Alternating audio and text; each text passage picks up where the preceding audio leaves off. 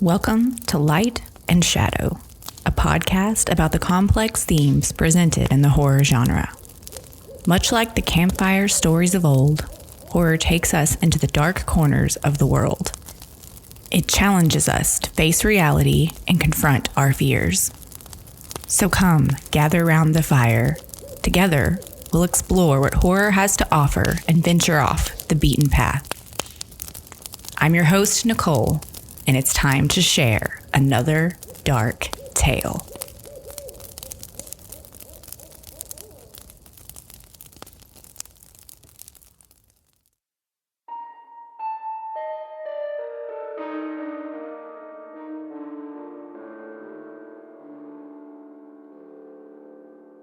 The Yellow Wallpaper by Charlotte Perkins Gilman.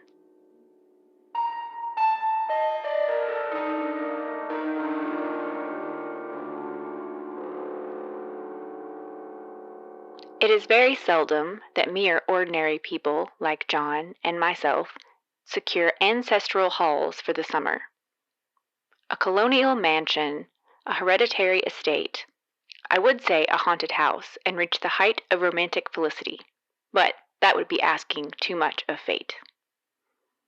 Still, I will proudly declare that there is something queer about it. Else, why should it be let so cheaply? And why have stood so long untenanted?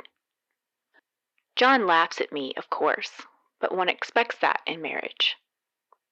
John is practical in the extreme. He has no patience with faith, an intense horror of superstition, and he scoffs openly at any talk of things not to be felt and seen and put down in figures. John is a physician, and perhaps, I would not say it to a living soul, of course, but this is dead paper, and a great relief to my mind. Perhaps that is one reason I do not get well faster. You see, he does not believe I am sick. And what can one do? If a physician of high standing and one's own husband assures friends and relatives that there really is nothing the matter with one but temporary nervous depression, a slight hysterical tendency. My brother is also a physician, and also of high standing, and he says the same thing. So I take phosphates or phosphites, whichever it is, and tonics and journeys and air and exercise, and am absolutely forbidden to work again until I am well. Personally, I disagree with their ideas. Personally, I believe that congenial work with excitement and change would do me good. But what is one to do?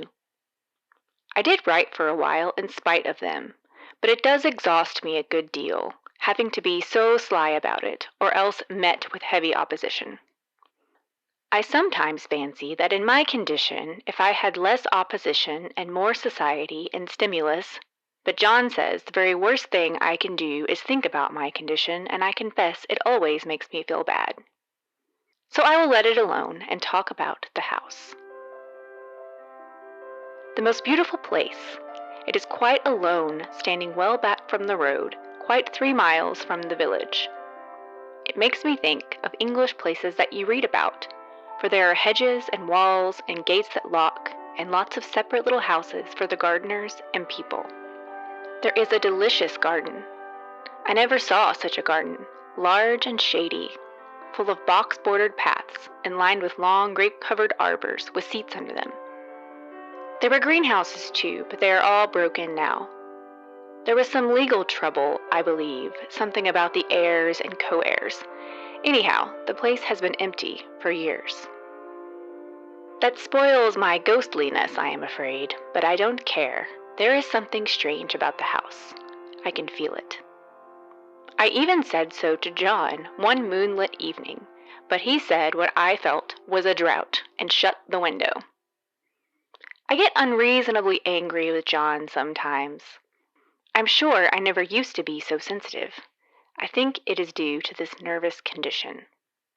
But John says if I feel so, I shall neglect proper self-control, so I take pains to control myself, before him at least, and that makes me very tired. I don't like our room a bit. I wanted one downstairs that opened on the piazza and had roses all over the window and such pretty, old-fashioned chintz hangings, but John would not hear of it. He said there was only one window and not room for 2 beds, and no near room for him if he took another. He is very careful and loving, and hardly lets me stir without special direction. I have a scheduled prescription for each hour in the day. He takes all care for me, and so I feel basely ungrateful not to value it more. He said we came here solely on my account, that I was to have perfect rest and all the air I could get. Your exercise depends on your strength, my dear, said he, and your food somewhat on your appetite, but air you can absorb all the time. So we took the nursery at the top of the house. It is a big, airy room, the whole floor nearly, with windows that look all ways, and air and sunshine galore. It was nursery first, and then playground and gymnasium, I should judge, for the windows are barred for little children, and there are rings and things in the walls.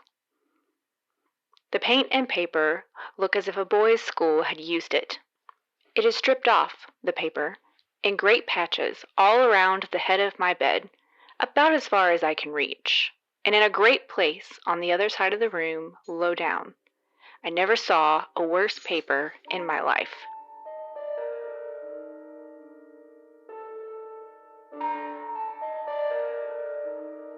One of those sprawling, flamboyant patterns committing every artistic sin. It is dull enough to confuse the eye in following, pronounced enough to constantly irritate and provoke study, and when you follow the lame, uncertain curves for a little distance, they suddenly commit suicide, plunge off at outrageous angles, destroy themselves in unheard-of contradictions. The color is repellent, almost revolting, a smoldering, unclean yellow, strangely faded by the slow-turning sunlight. It is a dull yet lurid orange in some places, a sickly sulphur tint in others. No wonder the children hated it. I should hate it myself if I had to live in this room long. There comes John, and I must put this away. He hates to have me write a word.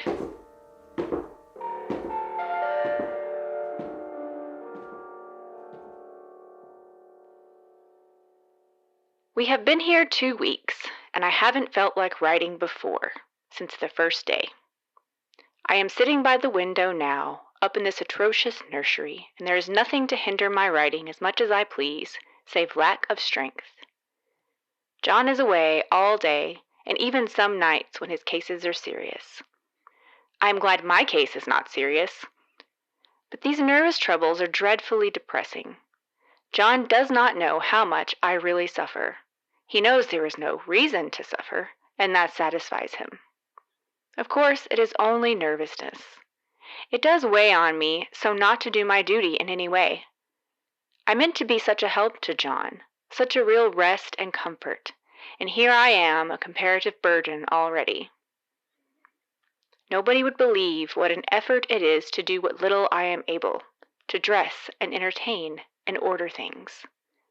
It is fortunate Mary is so good with the baby, such a dear baby, and yet I cannot be with him. It makes me so nervous. I suppose John was never nervous in his life. He laughs at me so about this wallpaper. At first he meant to repaper the room, but afterwards he said that I was letting it get the better of me, and that nothing was worse for a nervous patient than to give way to such fancies. He said that after the wallpaper was changed it would be the heavy bedstead, then the barred windows, and then that gate at the head of the stairs, and so on. You know the place is doing you good, he said. And really, dear, I don't care to renovate the house just for a 3 months' rental. Then do let us go downstairs, I said. There are such pretty rooms there. Then he took me in his arm and called me a blessed little goose, and said he would go down cellar if I wished and have it whitewashed into the bargain. But he is right enough about the beds and windows and things. It is as airy and comfortable a room as any one need wish, and, of course, I would not be so silly as to make him uncomfortable just for a whim. I'm really getting quite fond of the big room, all but that horrid paper. Out of one window I can see the garden, those mysterious deep-shaded arbors, the riotous old-fashioned flowers and bushes and gnarly trees. There is one that commands the road, a lovely, shaded, winding road, and one that just looks off over the country.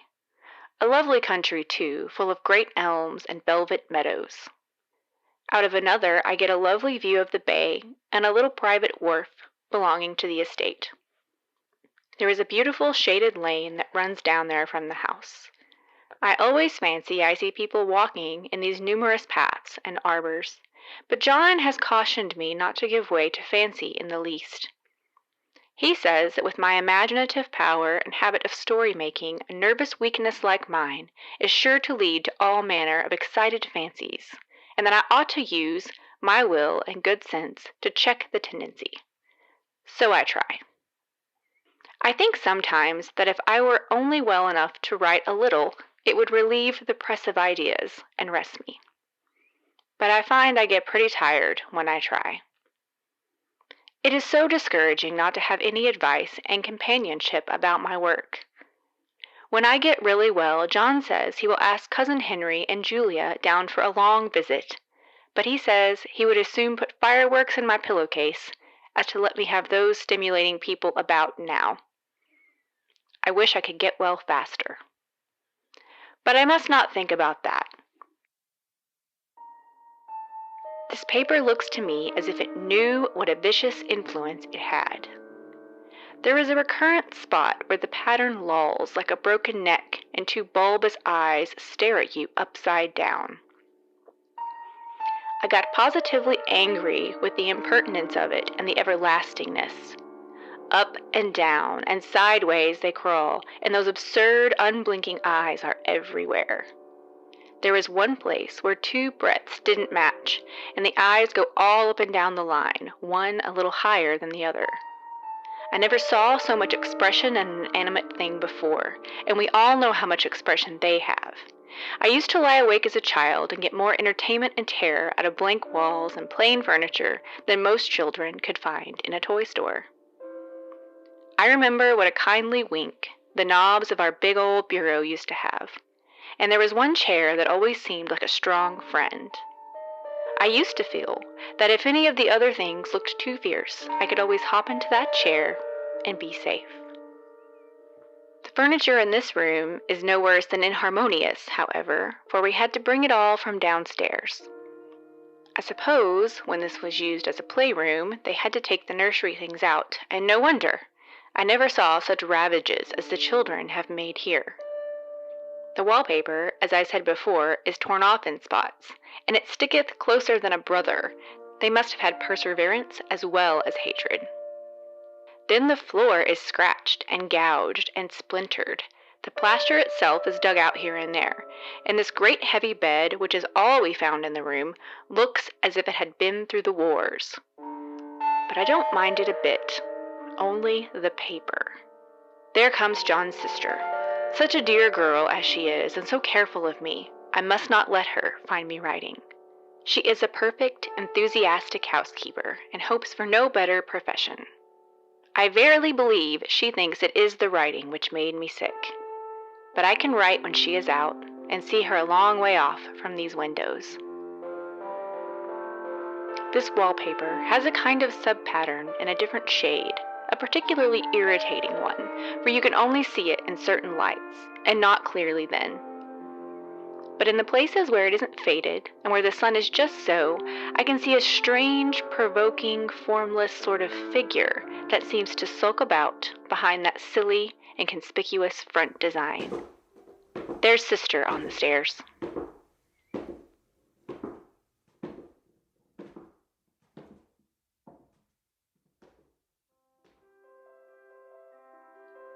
Well, the 4th of July is over. The people are all gone, and I am tired out. John thought it might do me good to see a little company, so we just had Mother and Nellie and the children down for a week. Of course, I didn't do a thing. Jenny sees to everything now, but it tired me all the same. John says, if I don't pick up faster, he shall send me to Weir Mitchell in the fall. But I don't want to go there at all. I had a friend who was in his hands once, and she says he is just like my John and my brother, only more so. Besides, it is such an undertaking to go so far. I don't feel as if it was worthwhile to turn my hand over for anything, and I'm getting dreadfully fretful and querulous. I cry at nothing and cry most of the time. Of course I don't when John is here, or anybody else, but when I am alone. And I am alone a good deal just now.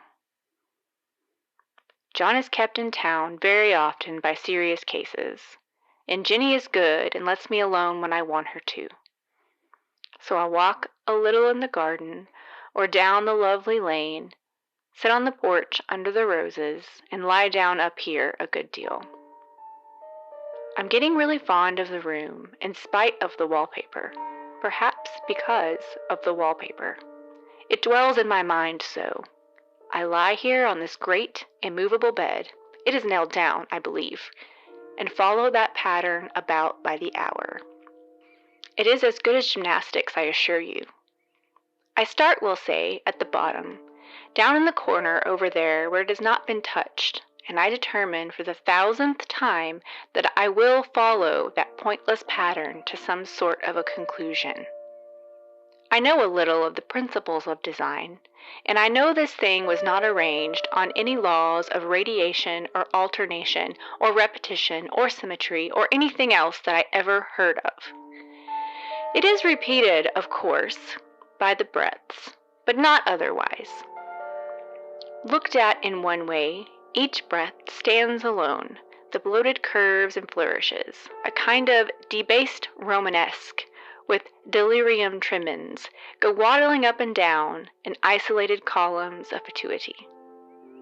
But, on the other hand, they connect diagonally, and the sprawling outlines run off in great slanting waves of optic horror, like a lot of wallowing seaweeds in full chase. The whole thing goes horizontally, too. At least it seems so, and I exhaust myself in trying to distinguish the order of its going in that direction. They have used a horizontal breadth for a frieze, and that adds wonderfully to the confusion. There is one end of the room where it is almost intact, and there, when the cross lights fade and the low sun shines directly upon it, I can almost fancy radiation after all. The interminable grotesques seem to form around a common center and rush off in headlong plunges of equal distraction. It makes me tired to follow it. I will take a nap, I guess. I don't know why I should write this. I don't want to. I don't feel able. And I know John would think it absurd. But I must say what I feel and think in some way. It is such a relief. But the effort is getting to be greater than the relief. Half the time now I am awfully lazy and lie down ever so much. John says I mustn't lose my strength, and has me take cod liver oil and lots of tonics and things, to say nothing of ale and wine and rare meat. Dear John, he loves me very dearly and hates to have me sick. I tried to have a real, earnest, reasonable talk with him the other day, and tell him how I wished he would let me go and make a visit to Cousin Henry and Julia. But he said I wasn't able to go, nor able to stand it after I got there, and I did not make out a very good case for myself, for I was crying before I had finished. It is getting to be a great effort for me to think straight. Just this nervous weakness, I suppose. And dear John gathered me up in his arms and just carried me upstairs and laid me on the bed and sat by me and read to me till he tired my head. He said I was his darling and his comfort and all he had, and that I must take care of myself for his sake and keep well. He says no one but myself can help me out of it, that I must use my will and self-control and not let my silly fancies run away with me. There's one comfort, The baby is well and happy, and does not have to occupy this nursery with the horrid wallpaper. If we had not used it, that blessed child would have. What a fortunate escape! Why, I wouldn't have a child of mine, an impressionable little thing, live in such a room for the worlds. I never thought of it before, but it is lucky that John kept me here after all. I can stand it so much easier than a baby, you see. Of course, I never mention it to them any more. I am too wise, but I keep watch of it all the same. There are things in that paper that nobody knows but me, or ever will. Behind that outside pattern, the dim shapes get clearer every day. It is always the same shape, only very numerous, and it is like a woman stooping down and creeping about behind that pattern. I don't like it a bit. I wonder, I begin to think, I wish John would take me away from here. It is so hard to talk with John about my case because he is so wise and because he loves me so. But I tried it last night. It was moonlight. The moon shines in all around just as the sun does.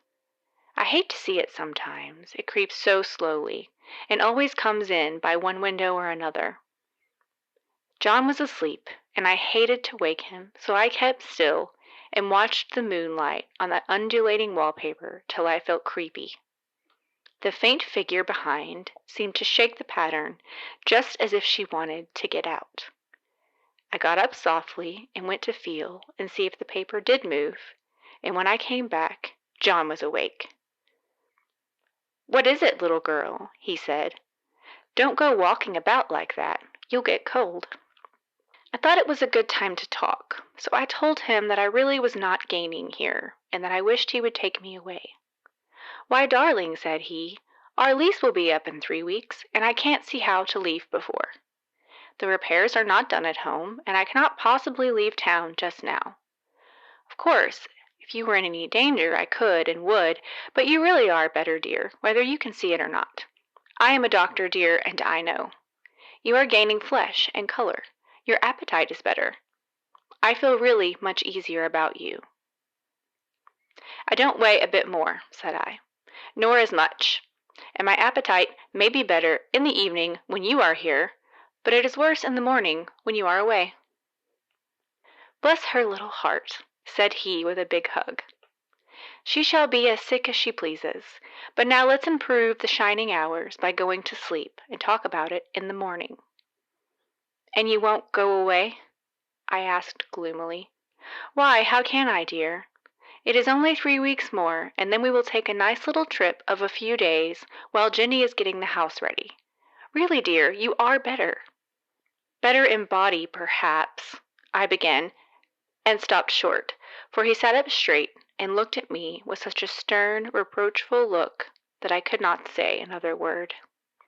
"My darling," said he, "I beg of you, for my sake and for our child's sake, as well as for your own, that you will never for one instant let that idea enter your mind. There is nothing so dangerous, so fascinating, to a temperament like yours. It is a false and foolish fancy. Can you not trust me as a physician when I tell you so?" So, of course, I said no more on that score, and we went to sleep before long. He thought I was asleep first, but I wasn't. I lay there for hours trying to decide whether that front pattern and the back pattern really did move together or separately. On a pattern like this, by daylight, there is a lack of sequence, a defiance of law, that is a constant irritant to a normal mind. The color is hideous enough, and unreliable enough, and infuriating enough, but the pattern is torturing. You think you have mastered it, but just as you get well under way in following, it turns back somersault, and there you are. It slaps you in the face, knocks you down, and tramples upon you. It is like a bad dream. The outside pattern is a florid arabesque, reminding one of a fungus. If you can imagine a toadstool in joints, an interminable string of toadstools, budding and sprouting in endless convolutions, why, that is something like it. That is, sometimes. There is one marked peculiarity about this paper, a thing nobody seems to notice but myself, and that is that it changes as the light changes. When the sun shoots in through the east window, I always watch for that first long straight ray. It changes so quickly that I never can quite believe it. That is why I watch it always. By moonlight, the moon shines in all night when there is a moon, I wouldn't know it was the same paper. At night, in any kind of light, in twilight, candlelight, lamplight, and worst of all by moonlight, it becomes bars. The outside pattern, I mean, and the woman behind it is as plain as can be. I didn't realize for a long time what the thing was that showed behind that dim sub-pattern, but now I am quite sure it is a woman. By daylight, she is subdued, quiet. I fancy it is the pattern that keeps her so still. It is so puzzling. It keeps me quiet by the hour.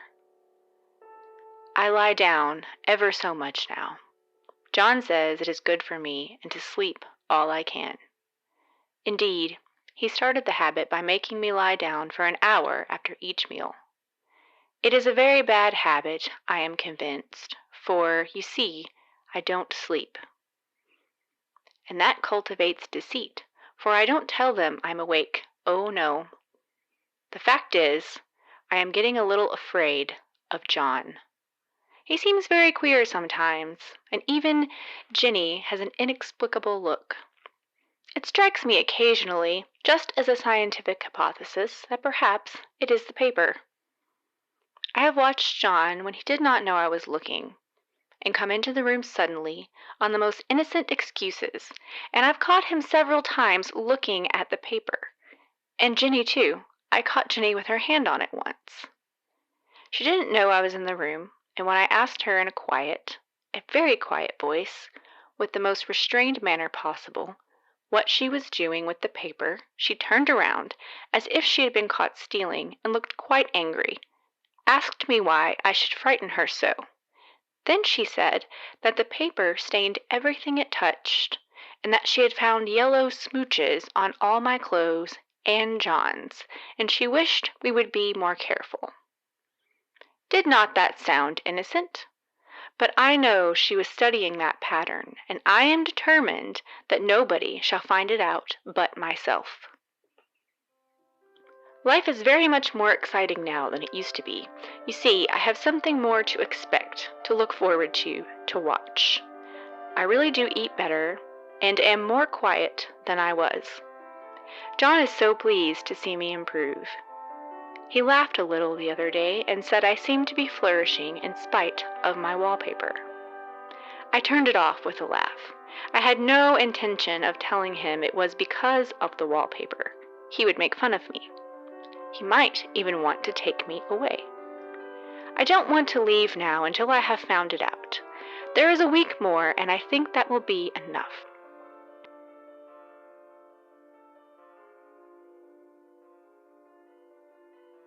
I'm feeling ever so much better. I don't sleep much at night, for it is so interesting to watch developments, but I sleep a good deal in the daytime.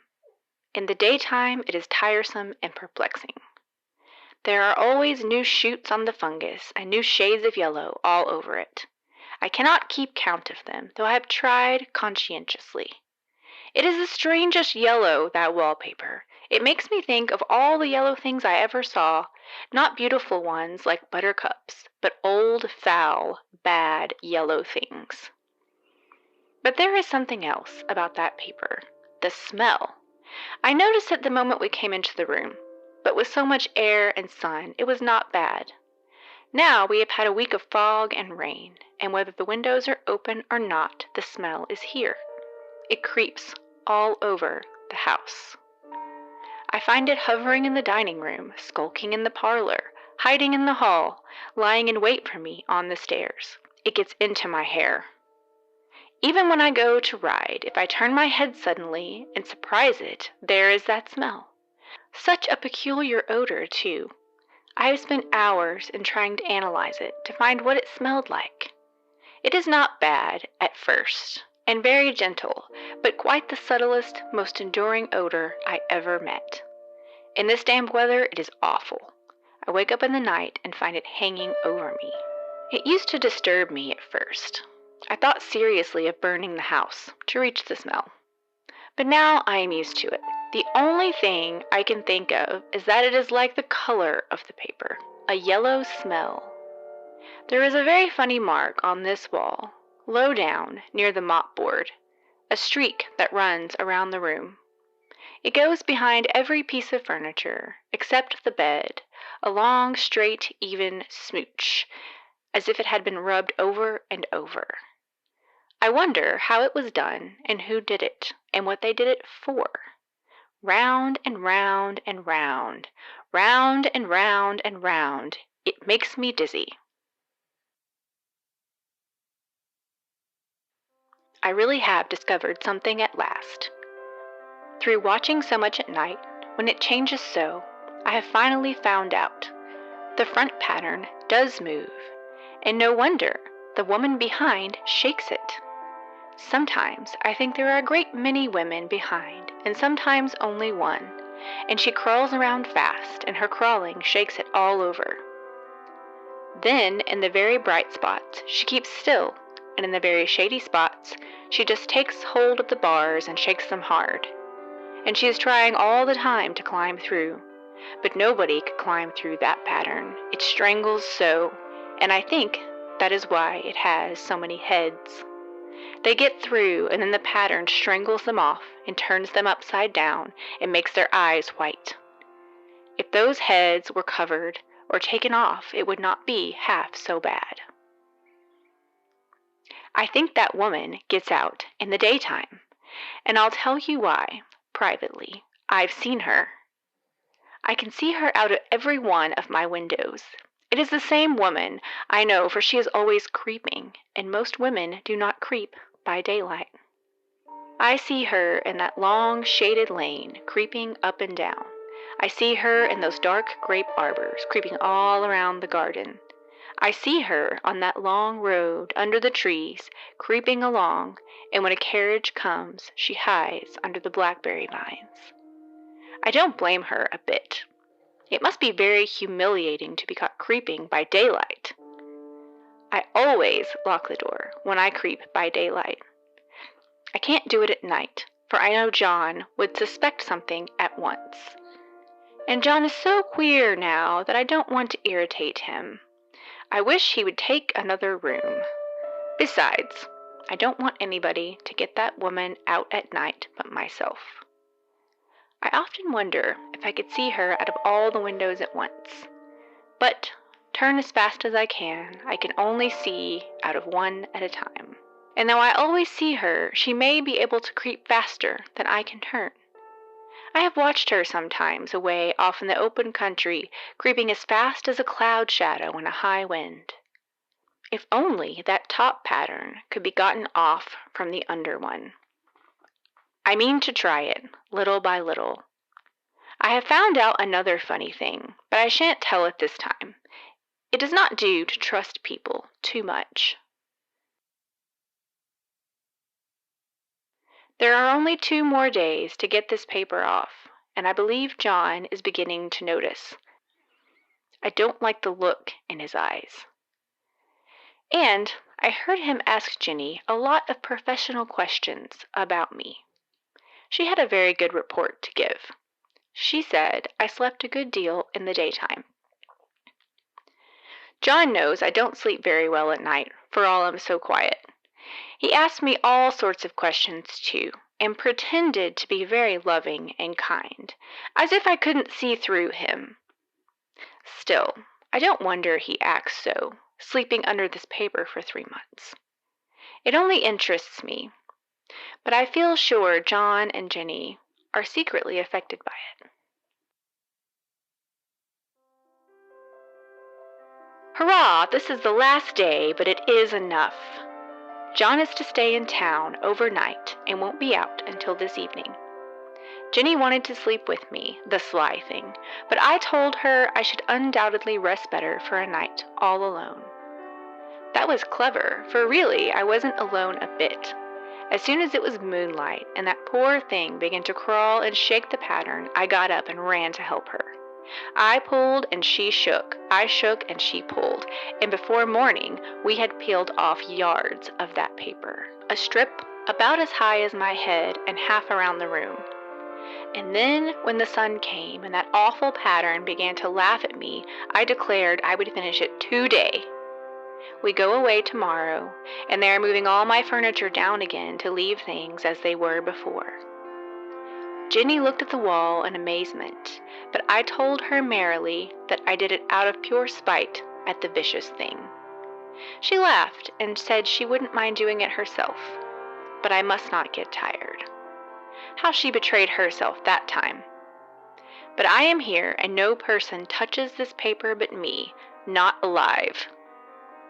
She tried to get me out of the room, but I said it was so quiet and empty and clean now that I believed I would lie down again and sleep all I could, and not to wake me even for dinner. I would call when I woke. So now she is gone, and the servants are gone, and the things are gone, and there is nothing left but that great bedstead nailed down with the canvas mattress we found on it. We shall sleep downstairs tonight and take the boat home tomorrow. I quite enjoy the room, now it is bare again. How those children did tear about here! This bedstead is fairly gnawed. But I must get to work. I have locked the door and thrown the key down into the front path. I don't want to go out, and I don't want to have anybody come in till John comes. I want to astonish him. I've got a rope up here that even Jenny did not find. If that woman does get out and tries to get away, I can tie her. But I forgot I could not reach far without anything to stand on. This bed will not move.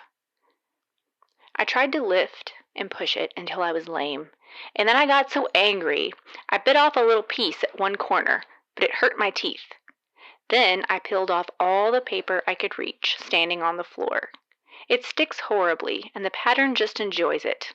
All those strangled heads and bulbous eyes and waddling fungus growths just streak with derision. I am getting angry enough to do something desperate. To jump out of the window would be an admirable exercise, but the bars are too strong even to try. Besides, I wouldn't do it. Of course not. I know well enough that a step like that is improper and might be misconstrued. I don't like to look out of the windows even. There are so many of those creeping women, and they creep so fast. I wonder if they all come out of that wallpaper, as I did. But I am securely fastened now by my well-hidden rope. You don't get me out in the road there. I suppose I shall have to get back behind the pattern when it comes night, and that is hard. It is so pleasant to be out in this great room and creep around as I please. I don't want to go outside. I won't, even if Jenny asks me to. For outside you have to creep on the ground and everything is green instead of yellow. But here I can creep smoothly on the floor, and my shoulder just fits in that long smooch around the wall, so I cannot lose my way. Why, there's John at the door. It is no use, young man, you can't open it. How he does call and pound, and now he's crying for an axe. It would be a shame to break down the beautiful door. John, dear, said I in the gentlest voice, the key is down by the front steps, under a plantain leaf. That silenced him for a few moments. Then he said, very quietly indeed, open the door, my darling. I can't, said I. The key is down by the front door, under a plantain leaf. And then I said it again, several times, very gently and slowly, and said it so often that he had to go and see, and he got it, of course, and came in. He stopped short by the door. What is the matter? He cried. For God's sake, what are you doing? I kept on creeping just the same, but I looked at him over my shoulder. I've got out at last, said I, in spite of you and Jane, and I've pulled off most of the paper, so you can't put me back.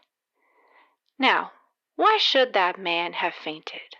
But he did, and right across my path by the wall, so that I had to creep over him every time.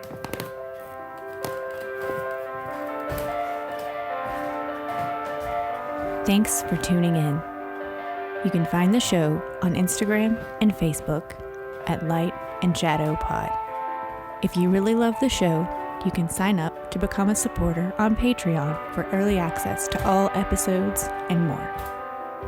Please rate, review, and subscribe to help other people find the show. Until next time, stay spooky.